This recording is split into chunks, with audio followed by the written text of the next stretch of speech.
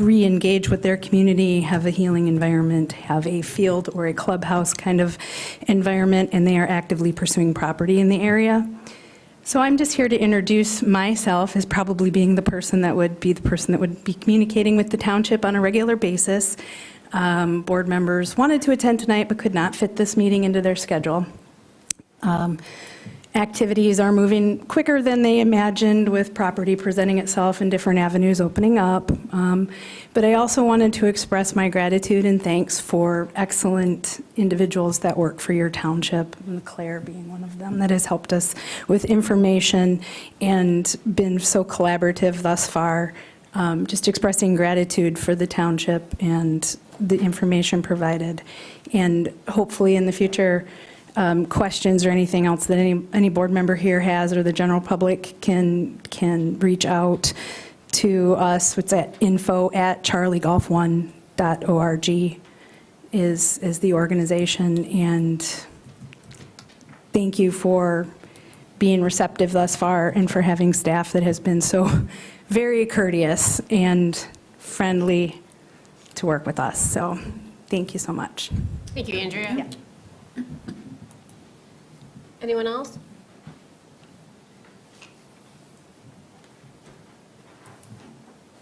Hi, I'm Wendy Pillen, 2048 Crystal Ridge, right up the road. I'd like to talk about our GFL rates.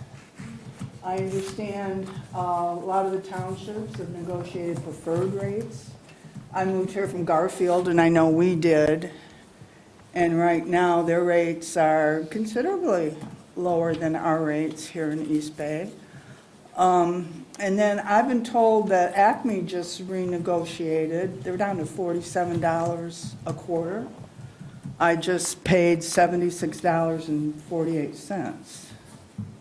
So there's no difference there. In today's world, we're getting squeezed every which way. So I'm just wondering, have you done that? Are you receptive to doing that if you haven't? That's it. Thanks. Thank you. Thank you, Wendy. Anyone else? Seeing none, I will close the public comments. Next is correspondence and reports. I think everything has been automatically sent to everyone. I did not see anything new on the table, but please correct me if I'm wrong. Consent agenda. And will you go over the consent agenda? Sure. The purpose of the consent agenda is to expedite business by grouping non-controversial items together to be dealt with by one board motion without discussion. Any member of the board, staff, or the public may ask that any item on the consent agenda be removed and placed elsewhere on the agenda for full discussion. Such requests will be automatically respected. If any item is not removed from the consent agenda, the action noted in parentheses on the agenda is approved by a single board action adopting the consent calendar. This evening you have board minutes from December 3rd, 2025, special meeting minutes, December 20th, 2025, regular meeting minutes, and December 30th, 2025, special meeting minutes. Recommend approval. From the general fund, check numbers 20024 through 20127, paid in the amount of $164,296.43, and check numbers 20051 and 20077 were voided. From the emergency fund, check numbers 6098 through 6129 were paid in the amount of $43,128.28. From the receiving fund, check numbers 3008 through 3010 paid in the amount of $443,330.60. The escrow fund, check numbers 2123 through 2129 paid in the amount of $44,269.61.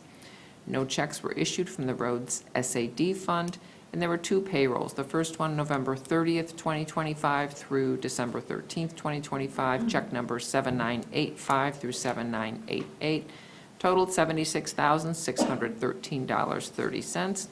And the payroll dated December 14th, 2025 through December 27th, 2025, check numbers 7989 through 7991, totaled $80,848.47. Total payroll was $157,461.77, and total amount paid $852,486.69. No proposed budget adjustments, and the other item is the power plan grant application resolution. Is there anyone from the board that would like anything removed from the consent agenda? I just want to confirm the meeting dates were December 3, December 8, and December 30. I thought I Oh. heard you say 20. Yeah, I So did did say I. 20. I'm sorry. You're right, December 8th. Why did I put 20? I Okay. don't know. And the resolution for the power plan would be 2026-01. Thank you. Is there anything else from the board? Is there anything that the public would like removed from the consent agenda? Seeing none, is there a motion for the approval of the consent agenda? I make a motion to approve the consent agenda as presented. Support. We have a motion by Tracy Bartlett and support by Matt Cook to approve the consent agenda. Is this roll call? Yeah. Yeah, can you do roll call, Sure, please? Bartlett, Yes. Cook, Yes. Escortade, Yes. Lyle, M. Cortade, Yes. and Walters. Yes. The first thing on the business before the Township Board is the fire prevention ordinance. This we saw introduced last month. Page 72. Starts on page 72. Thank you, Matt.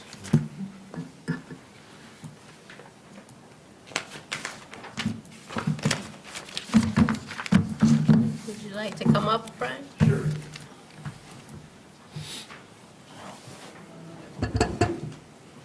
Good evening, everybody.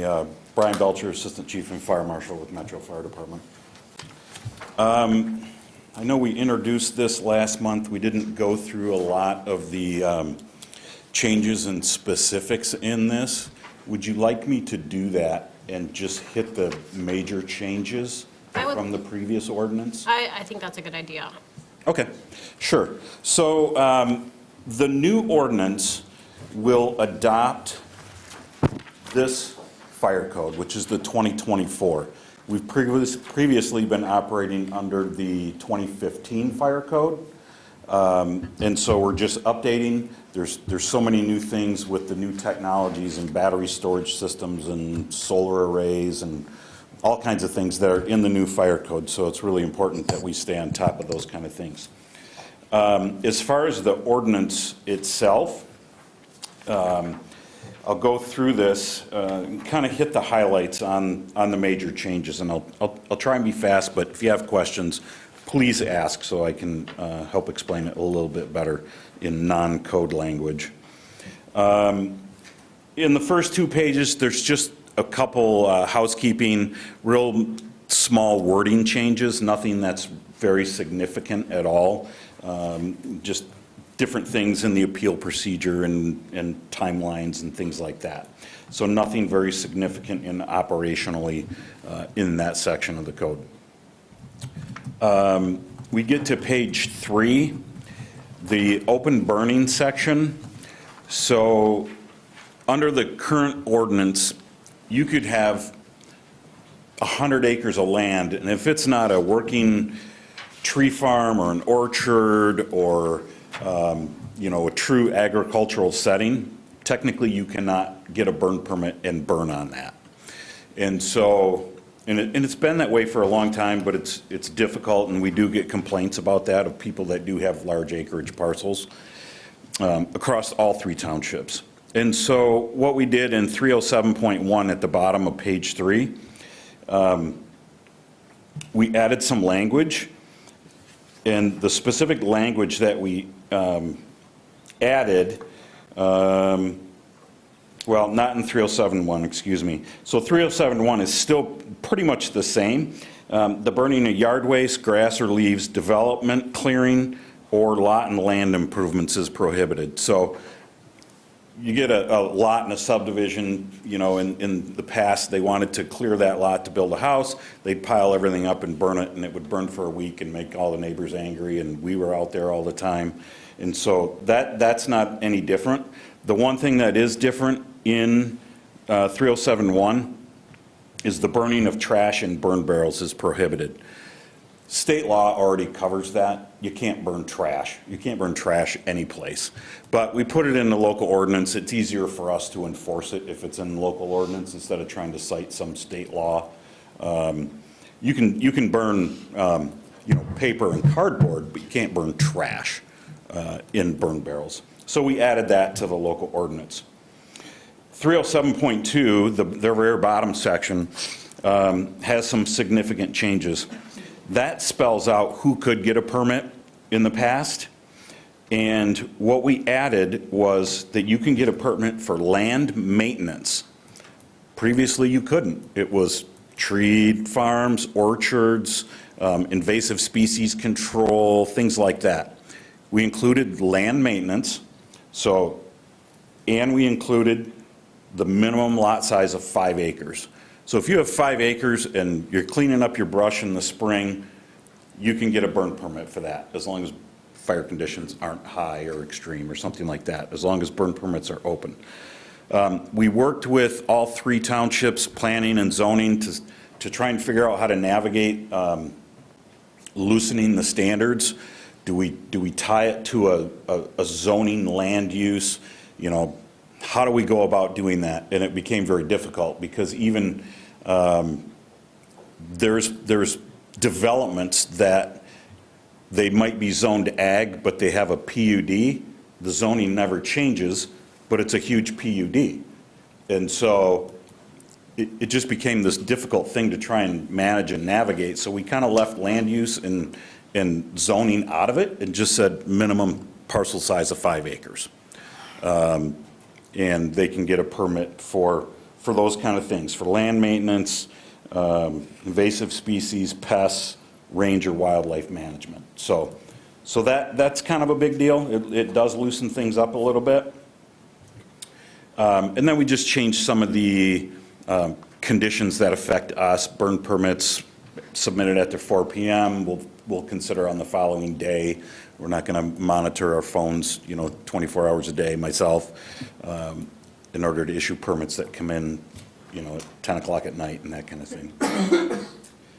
307.4.2 recreational fires. So we just spelled out what those are, and the fact that you don't need a permit for a recreational campfire that you have in your backyard. It's in a fire pit or fire ring no bigger than 3 feet around. The flames are no higher than 2 feet high. It's at least 25 feet from structures and lot lines. And basically you're burning only clean, burning, dry campfire type wood, sticks and logs that you typically use for a campfire. You can do that at any time without a permit. So we just spelled that out. It's been that way for years. We just put it in the ordinance so it's very clear. It's easier, for our community and our residents to access the ordinance than it is this big book. So that's in there. We put some criteria in for automatic and powered gates and also for manual gates. We're seeing a lot more gated communities, especially when we get in Acme, up around the big horse show and the horse park. They all are putting gates in, and so we needed to address that, and so we added those sections. On page 5, 507.1.2, areas without a water supply. So this is something that we've been doing in practice for years, and I think we may have talked about this. I think, Mr. Cook, you may have asked about this last month at our meeting, but I'll go through it again. So areas without water supplies, the fire code basically says if you build a building, you have to provide a water supply that's capable of supplying the needed fire flow to a building. So a building might have a fire flow of 2,000 gallons a minute, let's just say, for 2 hours. Well, do the math, that's a ton of water. Really, the only logical way to achieve that is through fire hydrant system in the municipal water supply. So without that, really, it gives you the option to do some different things or deny building the building. Well, that would be not very popular. And so what we've done in the past, we just put in writing here. if you build a building that's located outside the recognized municipal water district, and it says private district as well, because everything in Acme is tribal water and it's a private system, so we had to add that. If that building exceeds 3,600 square feet, and it's located more than 1,000 feet from a, let's just say a fire hydrant, because that's how much hose we carry, then you have 3 options. You can extend that water supply to the property, so extend the water main and give us a hydrant close to that property. You can provide sprinklers throughout the building, and then you would have the water supply that supports those. Or you can provide an automatic smoke and fire detection system throughout the building that's monitored off-site, so it would automatically call us at 3 o'clock in the morning. We've been practicing this for many, many years. We just put it in writing so that it's not something that Brian just came up with off the top of his head. It's actually in the ordinance and enforceable. A lot of the properties in Acme, we've done this. Some of the stuff at the south end of Garfield, we've had to do this. And, the theory behind, most everybody so far has gone for the smoke and fire detection system. It's cheaper. So, obviously that's what they're going to do. But if we get called at 3 o'clock in the morning by an automatic smoke alarm, fire alarm in that building, and we get there and there's an actual fire, we're getting there soon, we can probably control that fire with the water we bring with us. And we don't necessarily need that big fire hydrant. Without a system like that, if we don't get the call at 3 o'clock in the morning until it's a glow in the sky and the flames are through the roof, the building's a lost cause, our people are in more danger, on and on and on. So that's the kind of some of the reasoning behind that. And so it's in writing now, even though we've been practicing it for years, 10 years probably. There's a bunch of properties in Acme that have the smoke and fire detection systems. So that's a significant change as far as we put our actions down in writing. And then the next section, 507.5.1, fire hydrant systems. Basically, those 2 exceptions in there deal with hydrant spacing. Well, our DPW has hydrant spacing standard, so we're not going to use the one that's in here. We're going to use the local fire hydrant spacing standard. And that is really the bulk of the significant changes. A lot of it was just, those first couple of pages, some administrative stuff, real minor, just changing of timelines for appeals and appeals board stuff. And yeah, that's really about it. Does anybody have any questions? No, I like the fact that we're bringing stuff that we're practicing actually on the paper, so it makes it a whole lot easier to enforce for everybody. Yep. Yep. And give people direction on when they come and say, well, here's the ordinance, this is what we require, instead of, Right. well, you have to talk to Brian, because he's the only one that actually knows what's going on here. Yeah, it's not just, and you don't like to get accused of that and then have to defend it, and so, yeah. Okay.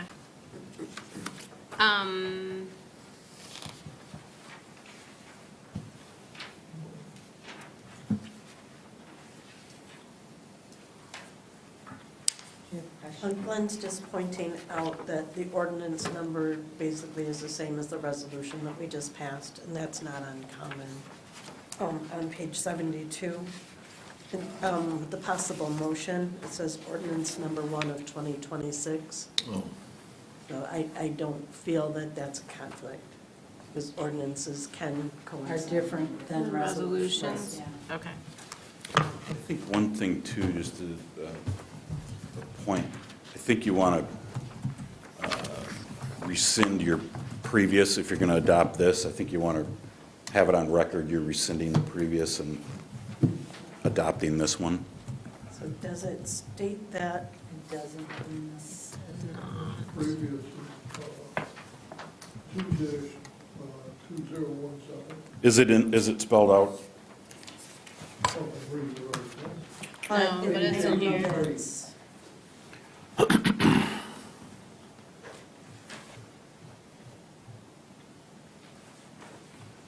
Oh, that's the old one that we have to rescind. Yeah, I Yeah. mean, typically it's in one of the numbers.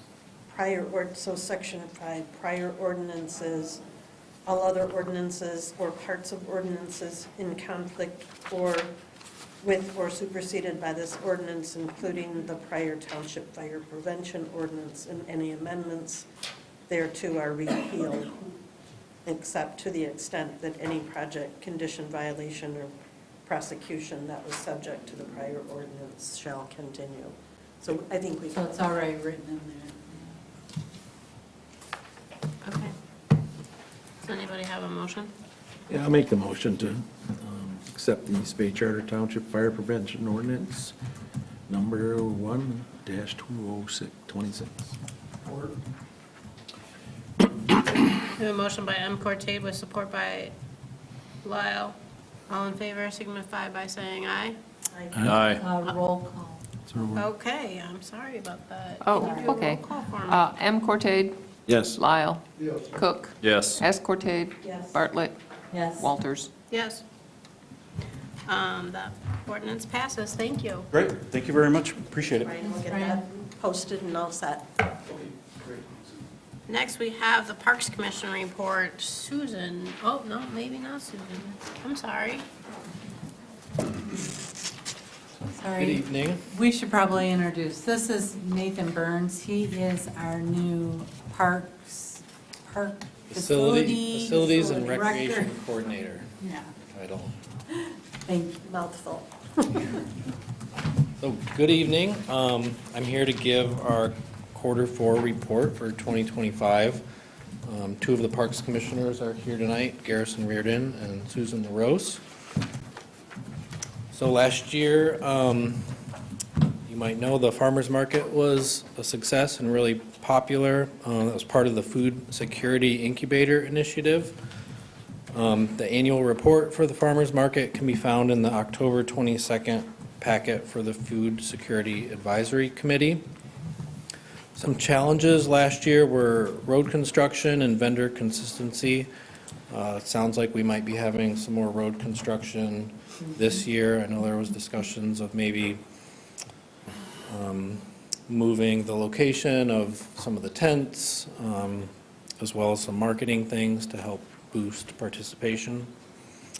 Some successes, the Power of Produce program was really popular, along with game nights, live music, and an increased social media engagement presence. Some opportunities that we're looking to in 2026, rotation of the food trucks, some new marketing opportunities. We've extended the season through October. I know a lot of folks were interested in that. We're still looking at opportunities for the community garden development and increasing the live music, because that was popular. The Holiday Woodlands Natural Area Public Engagement has been helping to guide development on that parcel. We received a $300,000 grant from the Michigan Natural Resource Trust Fund to do a property line survey to identify and construct non-motorized trails and to create a new parking area for safer access. This was a 2025 DNR Trust Fund grant. We'll be seeing the funds in late 2026, so construction's planned for 27. The improvements to Grace McDonald, installation of the cornhole game, as well as the fire pit near the pavilion and sledding hill. Wade Trim has been putting together some construction drawings, and those are actually going out to bid tomorrow or Wednesday. That project should be taking place either in the spring or fall. We've asked that it take place in those timeframes so that it doesn't interfere with the pavilion rentals that happen there. Wade Trim's also putting together some plans for the dog park at Grace McDonald. I believe it was the old soccer field in the back. There's plans to redevelop that into a dog park. They're just putting together some conceptual plans so we can get an idea of what the costs are going to be. So that could be a possible '27 project.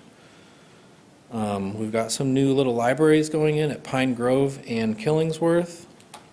We also have a new one here for the Township building. We're just replacing some of those older models.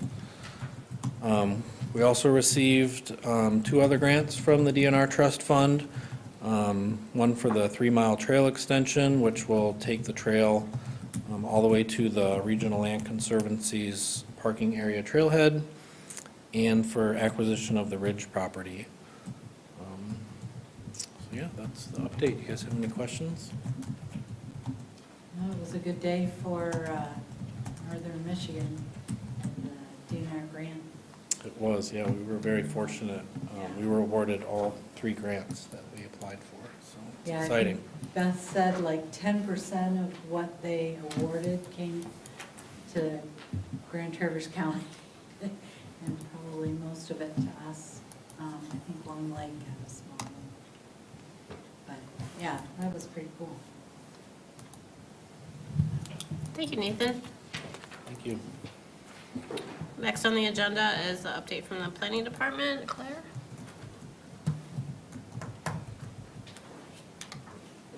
Good evening. So wanted to just go through the annual report from 2025. Just looking at the numbers of site plan reviews, it was interesting. 2025, we had 11 site plans. In 2024, we had 23 site plans. So it was significantly less, like less than half the number of site plans that we're going through. But I think part of that is just some of the kind of new development has slowed a little bit. We've heard that from neighboring communities as well. A lot of the site plans were also kind of park-related, so we had the review for the Traverse City State Park. We also had Grand Traverse County. Both are moving forward. Camp Grey Lick is now open and in operation.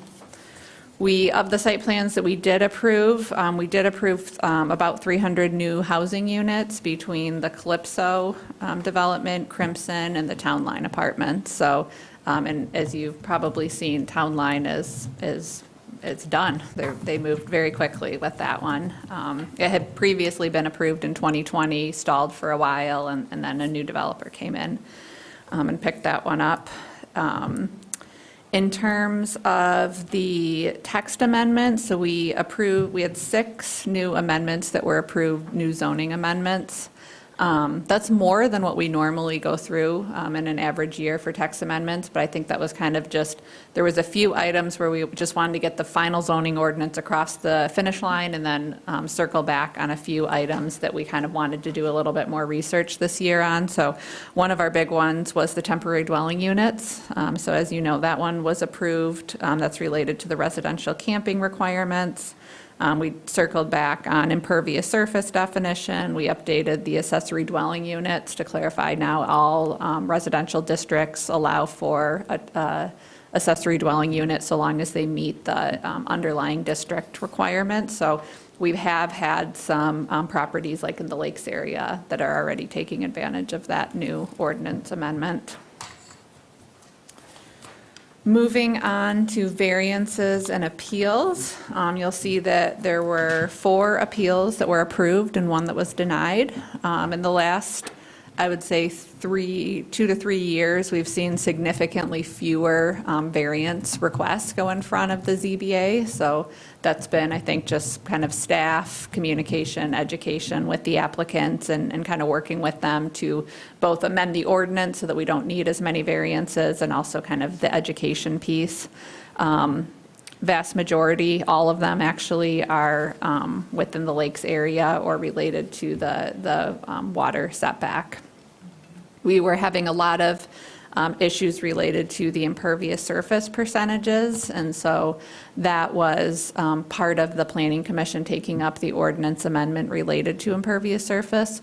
Really, all we did was amend the definition to specify that permeable pavement systems, like those, multiple feet with the gravel and As long as that engineered system is installed, then those would be counted not as impervious, or they would be counted as permeable. And so that was just a clarification in our zoning ordinance, and that allows for some of those really small parcels in the lakes area to develop maybe a driveway, ensure that it's permeable, meets the specifications approved by the engineer, and then that allows them to meet that 20% impervious surface requirement.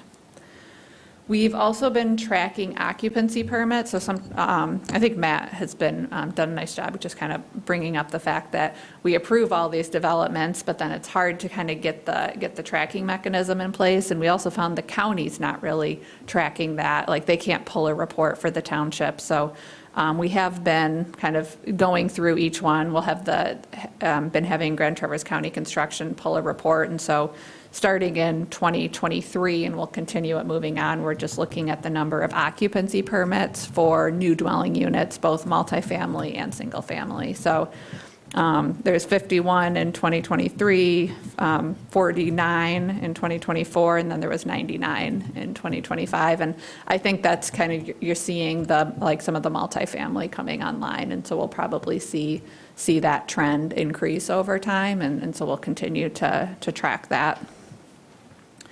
Another notable item is that we have 19 short-term rental licenses available, which is so surprising. I think we were at 176 when we first capped it at 145.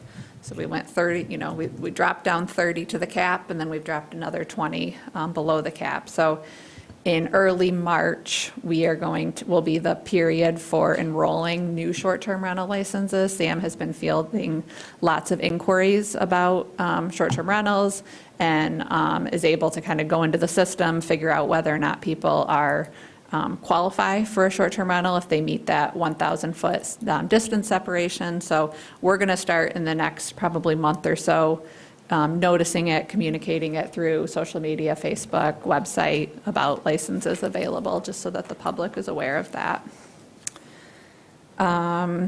Moving on to code enforcement activity, you'll see a summary here.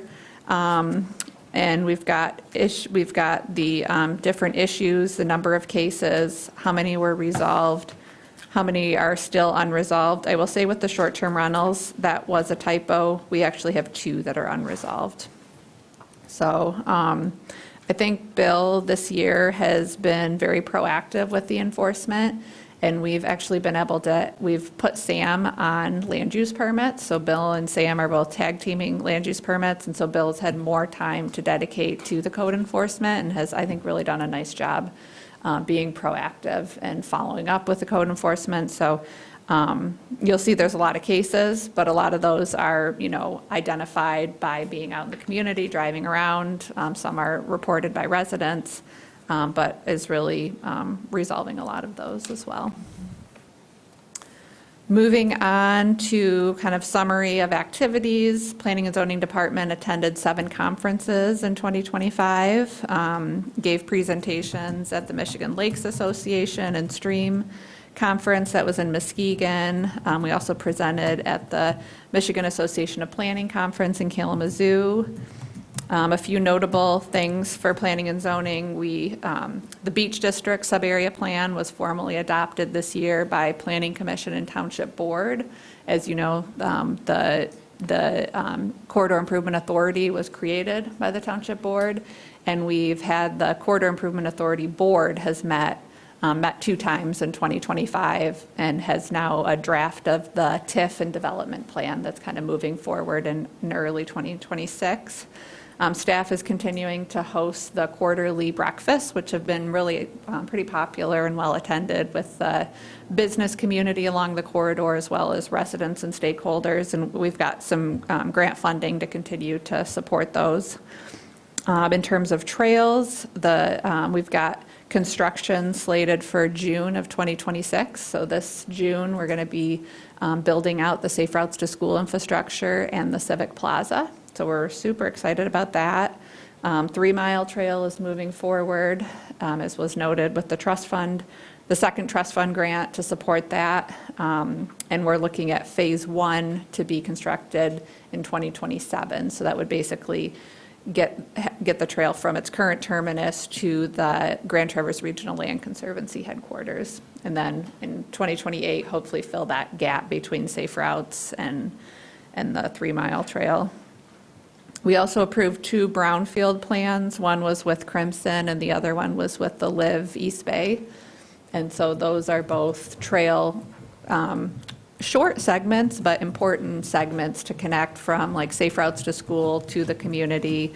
And then in the case of Crimson, connect from Crimson to the Land Conservancy headquarters. So they're small connections that the township's able to fund the trail and then get reimbursed through the brownfield plan, which is nice. In terms of zoning updates, I spoke a little bit to that. We did host the Farmland and Open Space Community Forum, had pretty good attendance at that, good discussion. And I would say the biggest takeaway was just that, the community is generally happy with the current density standards, and we'll be looking probably more closely at incentivizing the development where we want it to be, as opposed to kind of the carrot as opposed to the stick with changing the density requirements. We may look a little bit more at clustering and how to even more incentivize some of the clustering development, as well as, I think, just looking at the water and sewer and how to really make that more desirable for future development. Looking ahead to 2026, the Planning Commission was helpful in kind of creating this list for us. We discussed this last week at the Planning Commission meeting, but we're looking to finalize the capital improvement program, and that will be early, probably by the second quarter of this year. We plan to continue to pursue grant funding for a non-motorized plan, public engagement as well as a plan, just because we've got a lot of projects going, but it would be nice to have a comprehensive plan to kind of guide our public infrastructure investments there. We're very close to the RRC, the Redevelopment Ready Communities certification, so we'd like to get that finalized by the second quarter of 2026 is our goal. It's really just the CIP that we need, and then board and commission like orientation package, which is all drafted, just needs to be finalized and approved. So we're very close. We're hoping to adopt the TIF and development plan for the Corridor Improvement Authority this year before May, and that would allow us to use the 2025 tax roll for the base year for the TIF plan, which would be beneficial, just because that would allow the incremental increase in growth to be at the current tax rate. I mentioned the safe routes to school, and then we also plan to revisit a number of different zoning items. So one is data centers. The Planning Commission is going to have a discussion about that at the February meeting. I've had some good conversations with just local resources, DTE, MSU Extension, some different people that are working kind of in that sphere. And there's some communities that are obviously have the data centers that are developing ordinance requirements, and then also some communities that are proactively developing some ordinance standards before the data centers have been proposed. Steep slopes, as you'll recall, that came in front of you, I think, a couple months ago. It's back in front of the Planning Commission. I think we have a little bit better, a more refined version of that ordinance, and so the Planning Commission has a public hearing for the updated version of that ordinance based on the board's feedback in February.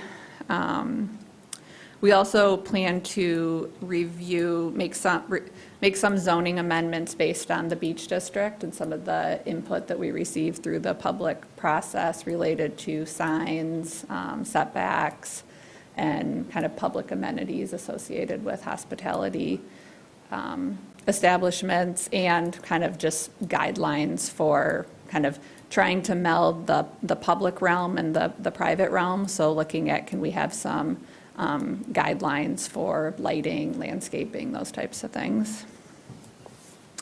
And then we also plan to hold a joint meeting with the Township Board at some point this year.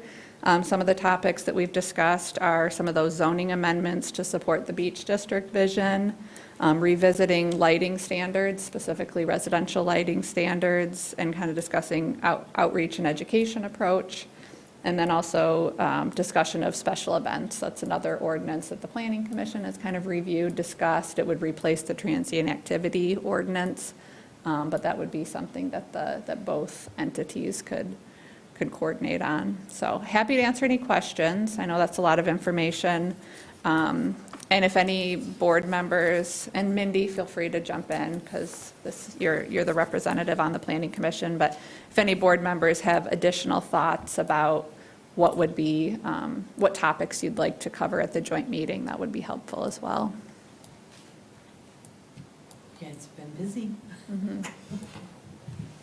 A little bit less development, but a little bit Yeah, more but like a lot special of- projects. Yeah, everything else. Just one question. On the occupancy permit numbers that you were getting, did Bayview get, I mean, that was like 200 and some odd. I know, I think that those occupancy permits were issued prior to 2023, Oh, okay. so I don't think they were included. Okay, all right. I mean, we could probably go back and count those. No, that's fine. But you're I right, was that just was thinking it 200 was- units that came Yeah. like right around 21 and 22. Oh, okay. I guess it's been longer than I thought. Okay, thank you. Thank you, Claire. Are you doing the vehicle use policy? It's under, No. You know, actually, one thing I forgot to mention was our dashboard. But no, I am not doing the vehicle use. I was going to go over the proposal I'm sorry, from Wade Trim. Yeah, I'm sorry, I've got. I can talk about vehicles, but No, that's all right. I'm not Can educated. you go over the trail one for us, please? Sure. And then I just did want to highlight, we've got this master plan status dashboard, and this is kind of just a nice, like, visual to show you where we are with achieving the actions, and Sam helped put this together. We've been updating it each year. The two big actions that we achieved from the master plan was the creation of the Corridor Improvement Authority, and then thanks to the county, we have the septic ordinance in place too. So that was a high priority for the township, and we were able to take a more regional approach, which was nice. So, Mindy, would you like me to move to the Yes, weight please. trim? Okay, sounds good. So, as you'll recall, this is the proposal in front of you is to provide the kind of preliminary design engineering for the trail for the Live East Bay development. So it will basically begin at Chartwell, go along Hammond, and connect to the Live East Bay. So it's a trail connection. We're planning to work with Wade Trim on this. The township would pay for it and then be reimbursed through the brownfield plan. I know when this was first proposed, I believe it was in November, the proposal was $150,000 for the design engineering, basically to get us to kind of shovel ready. And so we decided to break it up into chunks. And so the proposal in front of you tonight is for $36,000. There was a few items that the township board wanted us to circle back with Ann Jamison on with the Brownfield Authority. One was related to entering into an agreement. So yes, we can enter into an agreement between the township and the Brownfield Authority to get reimbursed earlier through the local Brownfield revolving fund, and that's something that will be going in front of the Brownfield Authority for. So we haven't gotten that approval yet, but that's something that we are planning to get on the agenda early this year, and she's talked with Beth about that. The second question was just about layering brownfield plans. So the Blue Water View site, we've been in talks with a developer that's interested in picking that up, building it out. And so a brownfield plan for Blue Water View, we could, in fact, build the trail into that one as well, just because we found that we have come up short in terms of the amount of funds that we set aside for the trail versus what in actuality the trail is going to cost, just given that topography, like the huge ravine that's just beyond Chartwell.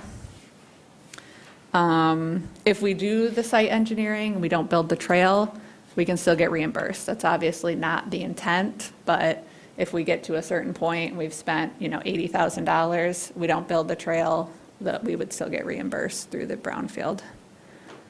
So, happy to answer any other questions, but I think those were the main points that we had followed up with Ann on.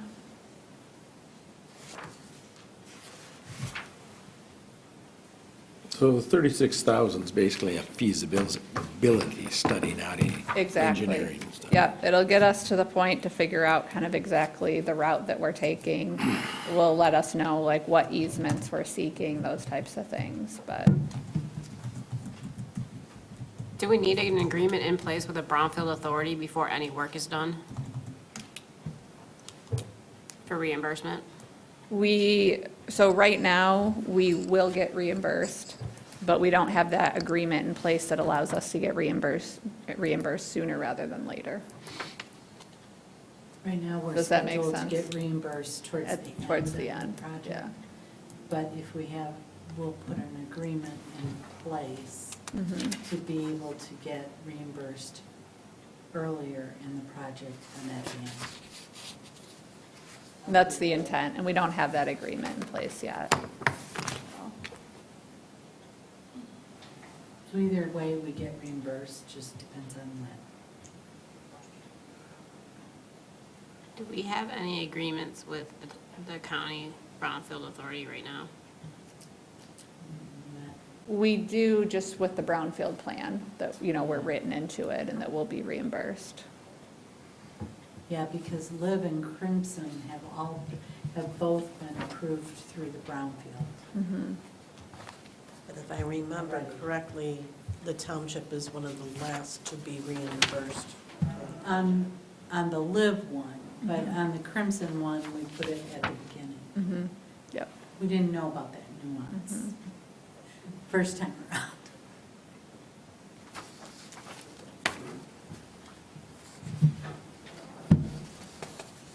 So I would make a motion that we approve the Wade Trim proposal for $36,000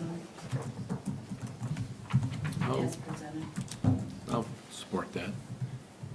We have a motion by Bartlett with support from M. Cortade for the approval of the Wade Trim Hammond Road Trail design.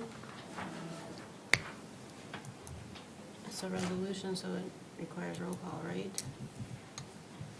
It's Or not. Is it a resolution? I don't- It's a spending of money, It's though. not a resolution, so it can be an all in. Okay.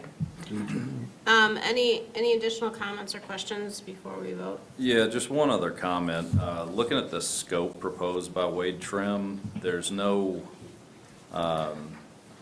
doesn't look like they're including any budgetary work. Would that be appropriate here, that they provide some order of magnitude of what we might be getting into from a cost standpoint? Because it sounds like this just really, Construction cost estimates. yeah. Yeah. Yes, and I think they can absolutely do that. I don't think we need to amend the budget for that, but I can make a note and let them know that that's something that we want included in that final trail alignment. I would also request that we double check with Ann Jameson that we can spend money before we have an agreement in place with the Brownfield Authority. Okay, we might have an agreement in place already. If we double check Yeah. it and then we just look at the timing, because I'm not opposed to this, I just want to make sure that we get reimbursed for everything that we spend. So if we need to wait 2 weeks so we can get that agreement in place, I would like to wait 2 weeks to get that agreement in place. Yep. We can definitely do that, and if Beth was here, she could probably easily tell us if we have the agreement in place, but, Yep, yeah. so Okay. I'll leave it as the comment that, all in favor, signify by saying aye. Aye. All opposed, same sign. Motion passes. Next up is East Bay Ambulance Annual Report. Thank you, Glenn.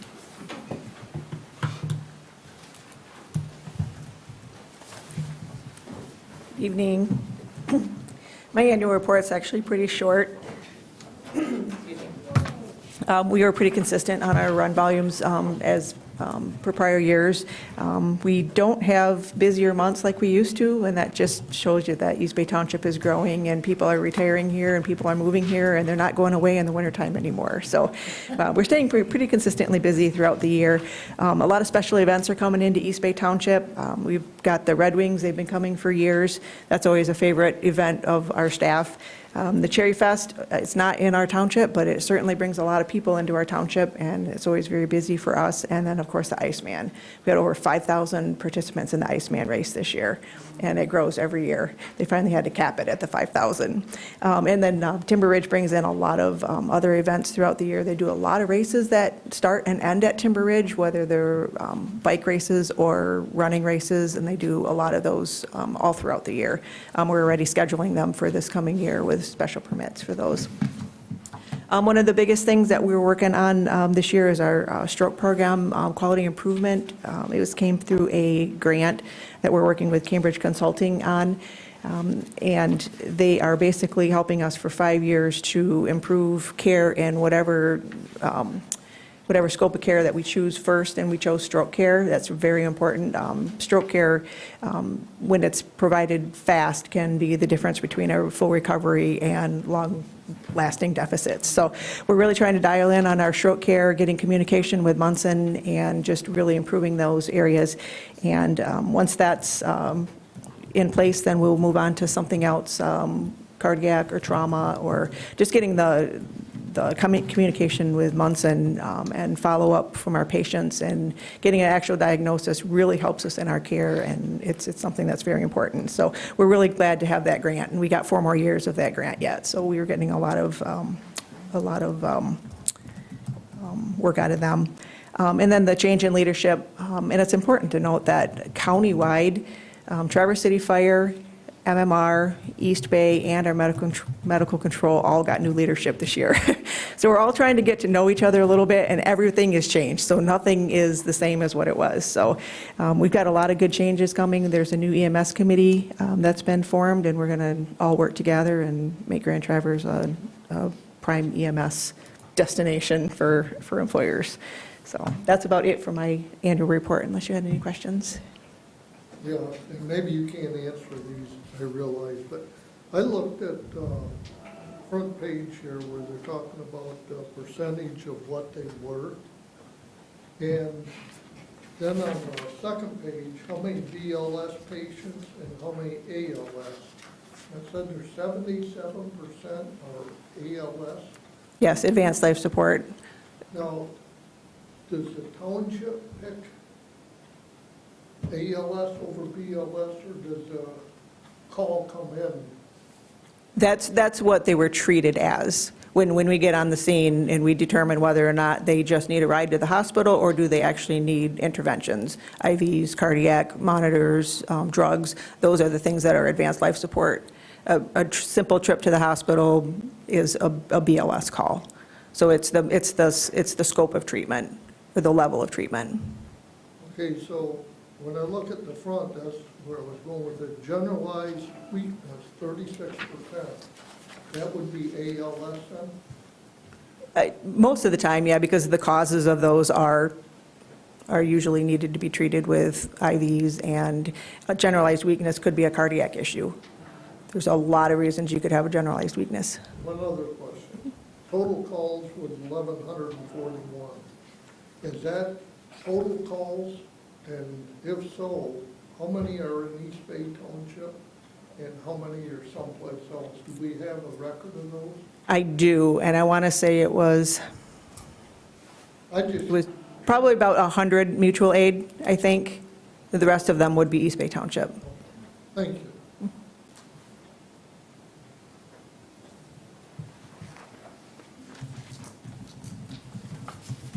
Moving on to the ambulance issue, purchase that we need. It's an issue. Because the other one was towed away on a flatbed this week, and it was a sad sight to see it go. It was our favorite truck. So well, you are well aware that we lost an ambulance on November 10 to a motor vehicle crash that was not our fault. It was weather-related, and the insurance company did deem it a total loss. The frame of the box was completely unfixable, basically. It's taken a little bit of time to nail down the insurance company on the numbers, and they're still changing. They changed today even, and I did give Tracy an updated, Everybody's got a copy. some updated numbers. So the numbers are a little bit different than what I originally had. And I also did not have the sale of our oldest truck that we tabled that 2 months ago. We were going to sell that truck. That is still the day of the accident, yes. So we still have the intention of selling that, and we'll deal with that next month. But I added that price in as well. And so the total insurance contribution is looking at $244,910. And then the actual price of the ambulance itself, this would be getting a stock ambulance and not a custom ambulance. A custom ambulance takes 3 years to get. We don't have the 3 years to wait at this point. And a stock ambulance, we did find a suitable one that we really like. And that would be $366,477. So the total township contribution after the insurance and the sale of our oldest truck would be $93,566. So it's a little bit different than the original $81,000 I think I had on the proposal. Question. Right now, we have 2 ambulances and 1 wrecked ambulance, 3 total, correct? Correct. Okay, and you're saying you're gonna sell the backup one? What are we gonna have for a backup? Well, we have our newest one right now is running, and then we have our oldest one. And we did have the one that we are anticipating coming sometime in February. So we would have 3 new trucks, and then we wouldn't have to order one like we anticipated ordering one. Usually when we order one, it takes 3 years, and then you order the next one because it's going to take so long. We wouldn't have to do that. We would just purchase this truck now instead of replacing the next one in 3 years. You would have the 2 newest trucks, the brand new one And then this one that we were asking for, and then the one that's 2.5, 3 years old right now. okay. So where would the third one, the third one right now is the one you want to sell. Correct. What would you have for a backup then? Well, we wouldn't sell it until we had a third truck, so. Oh, another third truck then? Yes. Oh. The intent is to have 3 trucks, and because there are times that we staff 2 trucks on, and then if one truck goes down, we don't have a backup. So having 3 trucks would definitely be ideal. So you've got one that we ordered 3 years ago that's coming in February. Yes. Oh, And Finally. then we get this one we're getting they're right coming now. over 3 years. Right, and so instead of ordering one, when this new one shows up in February, we would just purchase this one and then not have to. We'll have 4 trucks Right, sitting get rid here. of the old. Right, Yeah. get rid of the old one. I just wanted to make sure you caught the fact that we have one coming I already. didn't even think about that. Yeah, We ordered it so long ago, we kind of forget about it. you do. Well, we didn't anticipate to have to do this Correct, one. exactly. So are you looking for a motion, Mindy? Yeah, but I need the right Yeah, number. can you give us the numbers again? Yeah, please? you want, The total expenditure. so the total township, 93,566. No, in the motion, she has 366, 477, 23, and I think that changed. The total cost stayed the same, but the Oh. contribution for that the insurance company was going to provide, because she increased it today even when I talked to her, and I finally got her to give me numbers in writing. And with the insurance is that when I sat down with Paul Olson, our local agent, he was confident that he could get us to that $235,000 amount. With the receipts and the cost of a truck, but I haven't been able to come up with enough quotes and receipts to actually get to that point. So I think we've maxed out the amount that the insurance is going to contribute at the, So the 366, 477, 23. That's the total cost. Is the total replacement cost with an insurance payment of 244,910, correct. and then leaving the East Bay Township contribution at 93,566. Right, that's with adding in the sale of the other truck at roughly 28,000. But do you still want 5% variance, or do you think we need more than that? I think a 5%, if we figure in the sale of the truck, then we're within the 5% variance. 'Cause I did not have that number in there before. Okay, I just want to make sure that we don't leave you, $1,000 short. Right. The 93,566 plus a 5% variance on top. Yep. I would make a motion to accept and approve the changes for the budget of, whatever we're at here. To move to approve the purchase of the Horton Type 3 ambulance Ford E450 4x2, including this is a long combination. Like The striker stretcher. the striker stretcher, the power load system, stair chair, and medical and operational items within the ambulance with the expenditures at 366,477.23 with a 5% variance with the sale and the reimbursement to make a 93,566 purchase with a 5% variance on top. Does that make sense? Close enough. Thank you. A motion by Escortate and support by Lyle to approve the purchase of the Horton Type 3 ambulance with all the supplies needed for a total cost of $366,477.23 with a East Bay Township out-of-pocket expense of $93,566 plus a 5% variance. I like that, yeah. That works. All in favor signify by saying aye. Aye. All opposed, same sign. Motion passes. Thank you, Barb. Thank you. Thanks, Barb. Last on the agenda is the vehicle purchase. We're talking about page 100, I think, of the packet.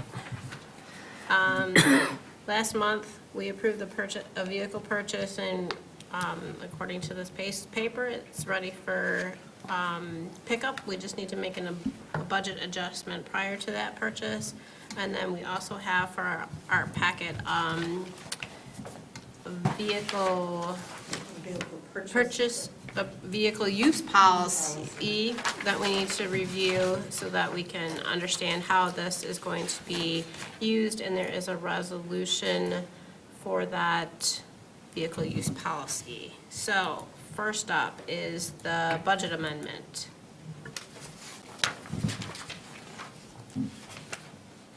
So it appears as though we are looking to make an adjustment to the capital outlay of $34,000 to allow that purchase to go through. I will make that motion. Support. We have a motion by Escortate and a second by Matt Cook to approve budget amendment 000027052. All in favor signify by saying aye. Aye. All opposed, same sign. No. Can you do a roll call, please? Sure. Escortate, Yes. Cook, Yes. Lyle, Yes. Bartlett, Yes. M. Cortade, No. and Walters. Yes. Motion passes. Okay, the next thing on the agenda is the resolution for adopting a vehicle use policy. We have that policy in front of us. We also have what I believe goes in the policy manual and an acknowledgement agreement for those users of it. Is there any questions or comments with regards to the use policy? The one I have is 5.1, and it talks about should only be used for township business, and then personal use, it can be expressed by, the township supervisor can give for personal use. I don't think it should ever be used for township, other than township use. I can't think of a scenario where you would allow someone to take that vehicle as for personal use. So, Let's just run with it.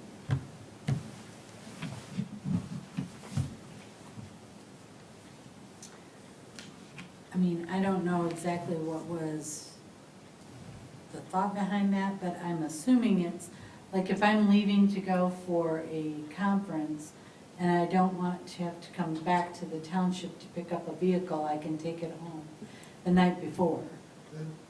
I wouldn't think that would. No, that's not, I think that, I mean, the idea is you're gonna take the vehicle to the town, and so, So if I go from here to the grocery store to home, is that personal use on my way home?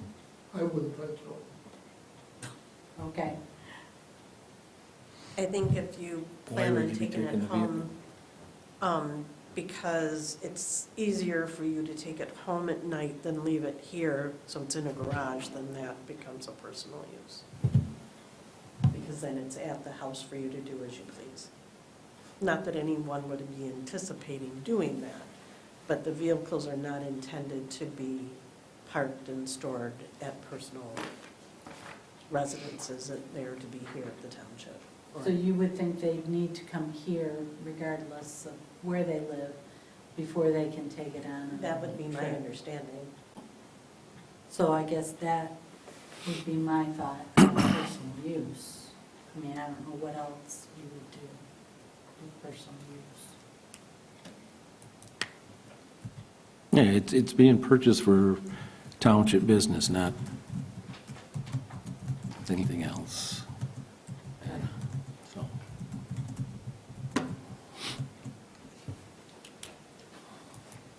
Tracy, when Beth sent this to us on Thursday, you had questioned the personal vehicle, how, having, did she make any changes to that, or is it still acknowledging that personal vehicle use needs to be approved ahead of time too? Well, it says in number 10, it just says prior authorization is not required to use a personal vehicle for township business, provided the use is within the scope of the individual job duties and complies with this or policy. So Right. yes, it's changed. Okay. So I just know since you had brought that up, I wanted to make Yeah. sure that you were satisfied with that. Yeah, I mean, I take my vehicle to the post office every night, but that's part of my job, and So I know, no, and that's why I thought if you have to get pre-authorization. I to do want, that, that okay, makes that's sense. kind of, The same yeah, thing when we have to cumbersome. do things for elections, it's just, Yeah. Yeah, that was I only understand. my only, and I would not expect that you would have to sign out the township vehicle to do that, to save mileage.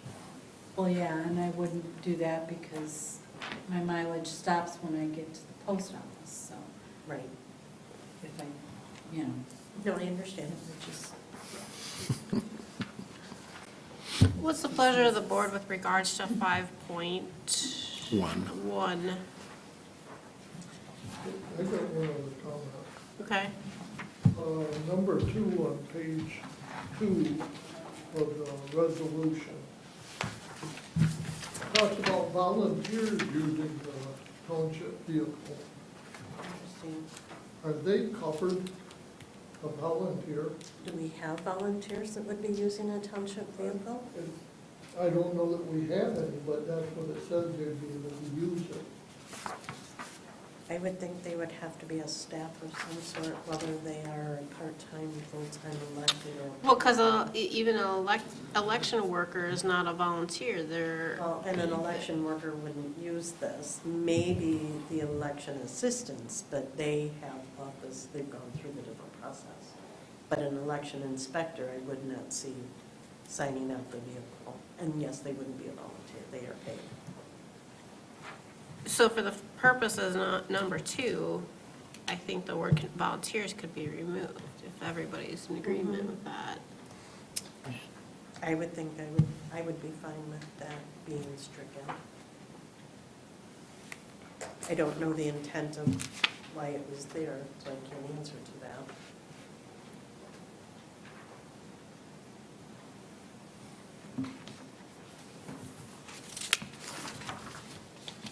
And I would leave on this policy 5.1, I would strike this comment after personal use is prohibited.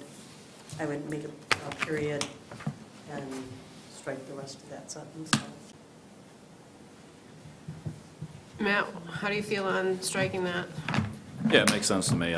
Personal use probably shouldn't be allowed under any circumstances. Go ahead. Go ahead. Yeah. Do you want I us- was trying to mark this. So what that 5.1 would say is township vehicles shall only be used for official township business. Personal use is prohibited, period. Yes. The rest- Are you good I with don't that? have a problem with that. Okay. Sue? I don't have a problem with that. Tracy? So it means I can't go to the grocery store on my way home before I go to a conference. Correct. Okay. I just think that's pushing it a little bit, but if that makes everybody happy, then. Why would you be going from taking the township car from here to the grocery store home before you go to the conference? So I'm leaving at 5 a.m. tomorrow morning. Now I understand. And tonight I'm taking the car home, and I have to stop at the grocery store to get milk so I can have dinner or breakfast, and then I'm leaving at 5 a.m. So I don't have to come back here. For me, it's not a big deal. I live 3 minutes away. But for somebody who lives 20 miles away, that could be another half-hour travel at 5 a.m. in the morning. So that's all. I think the incidents that that's they would a little- need that would be few and far between. Hopefully, they know they're going out of town and that they need milk and they get it on their way here. I think it's a little ridiculous that you couldn't take it to the grocery store, but that's okay.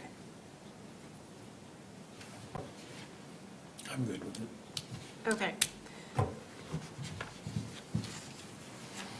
Any other questions or comments with regards to the resolution, the policy, or the acknowledgement of the policy? Volunteers also shows up under number 1 on page, I see that, Jan. I don't even Page see 102 that of the page. It's on the actual Yeah, vehicle it's in the use purpose and policy. policy statement. Yeah. Well, I lost that piece of paper. so- Oh, you can borrow mine. Oh, there it is. There it is. Thanks, Ann. Okay, is everybody good with removing the volunteers on number 1 as well? Yes. Okay.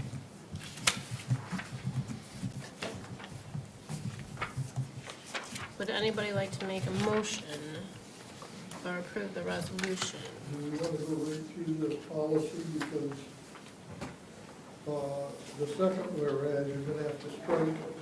You're going to have to strike volunteers too. Resolution.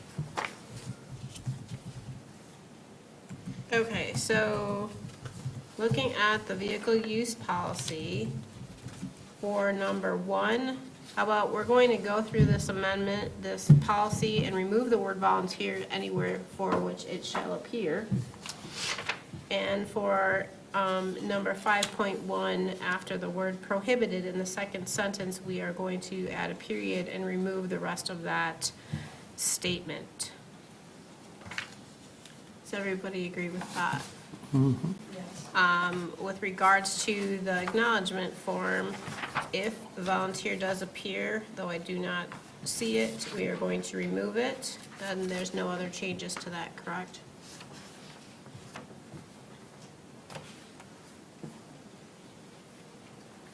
Moving on to the resolution, which would be Resolution 2026-02. We are going to remove any reference to the word volunteers. Is there a personal use of vehicle in here?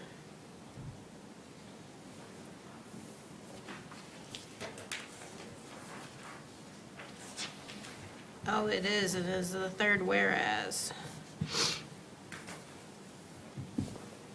Oh, no, it's not. Sorry.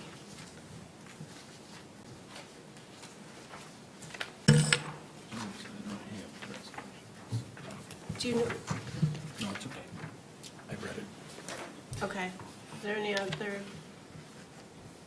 You good? Kind of back to the 5.1, just thinking through this, Tracy's scenario here.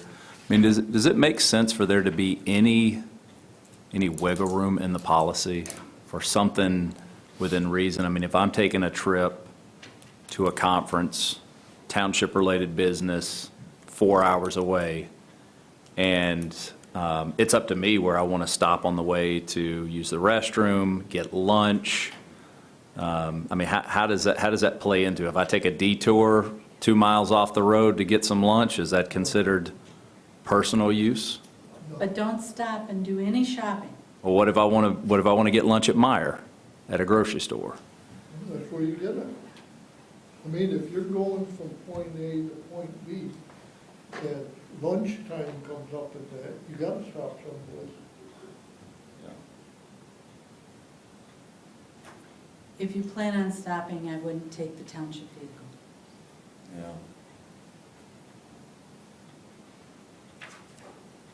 It just seems like we could have some language that would capture something within reason that made practical sense, the scenario she laid out there.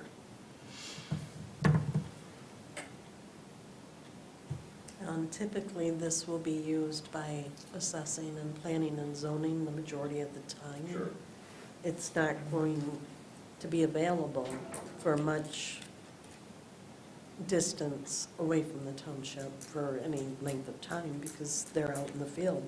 They need to do it for site plans, they need to do it for enforcement. The way Beth had shared to me, it would be very rarely used for conference and training.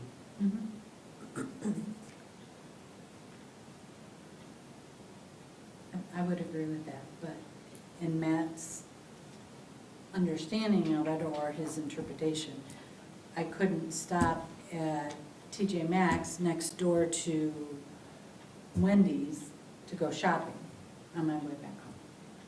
So I personally would say you wouldn't take the township car. If you anticipate doing Regardless. something of that, you'd use your personal vehicle and modify your mileage because you're doing something personal Yep.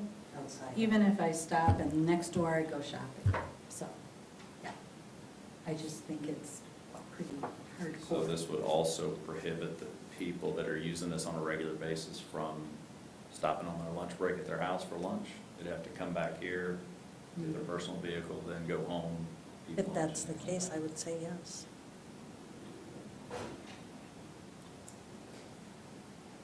But I also know the majority of the people that would be using it don't live in the township, so they wouldn't be going home to get lunch anyway, Well, currently. currently.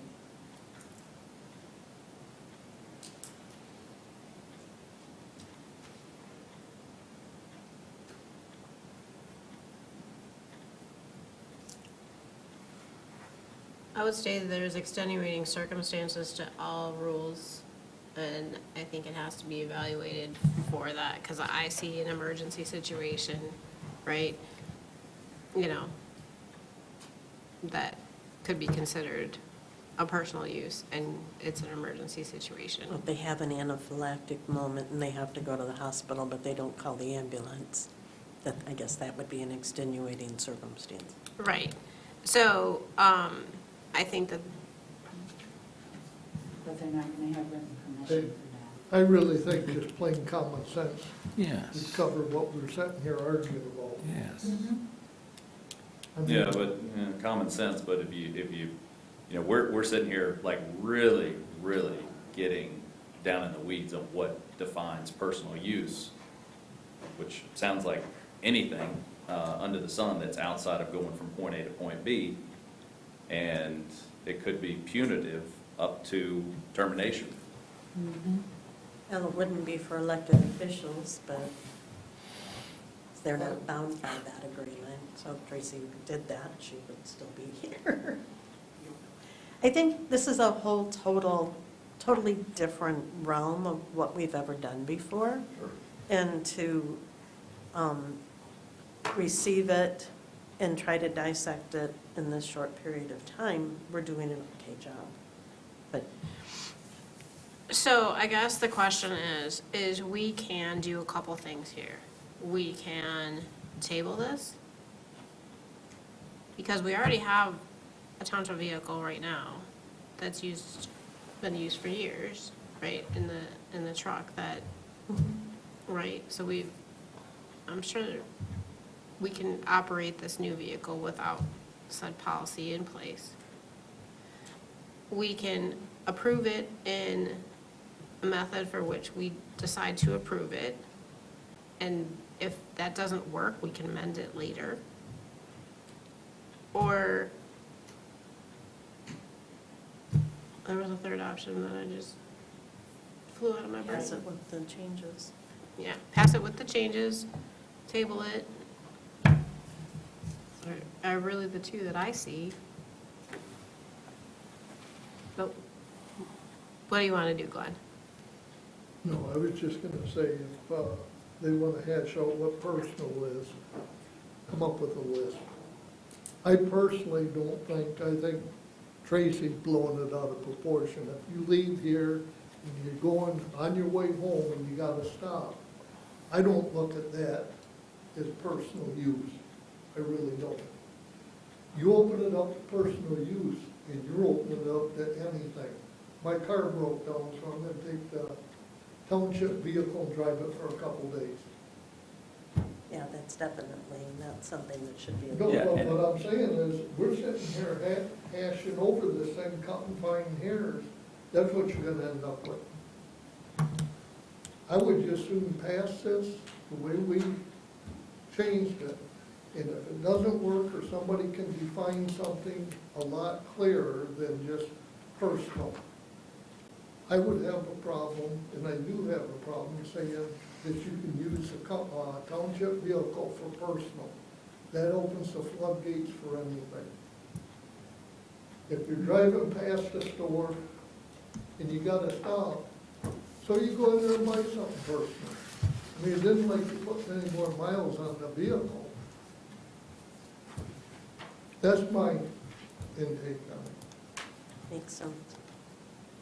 but it's up to the board what they want to do. I am okay with the strikeouts we have discussed at this point. Okay, does somebody want to make a motion?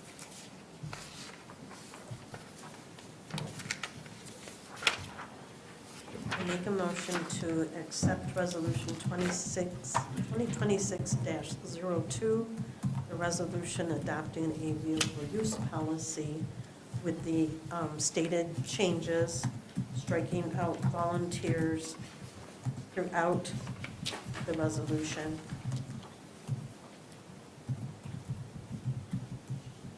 And we're breaking them into two different, because the other is a use policy. It's not the resolution. But I think the use policy has to come before the resolution, because the use policy is in the resolution. Okay, so let's backtrack. And I will make a motion to accept East Bay Township Vehicle Use Policy with the discussed changes, striking out volunteers throughout the document. And under general use, number 5.1, leaving that paragraph as township vehicles shall only be used for official township business. Personal use is prohibited.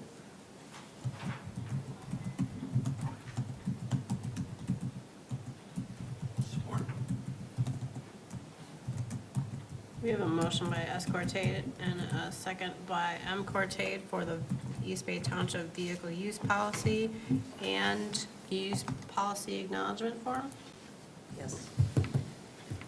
with the changes including volunteers being removed from both documents, and 5.1 stricken after the word prohibited in the second sentence. Correct. All in favor, any additional comments? All in favor signify by saying aye. Aye. All opposed, same sign. Aye.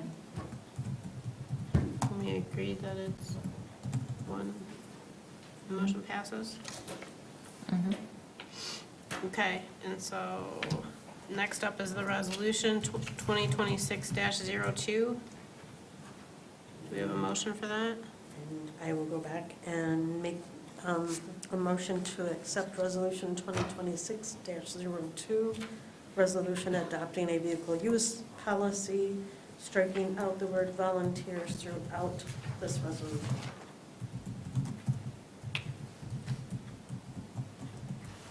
Is there support?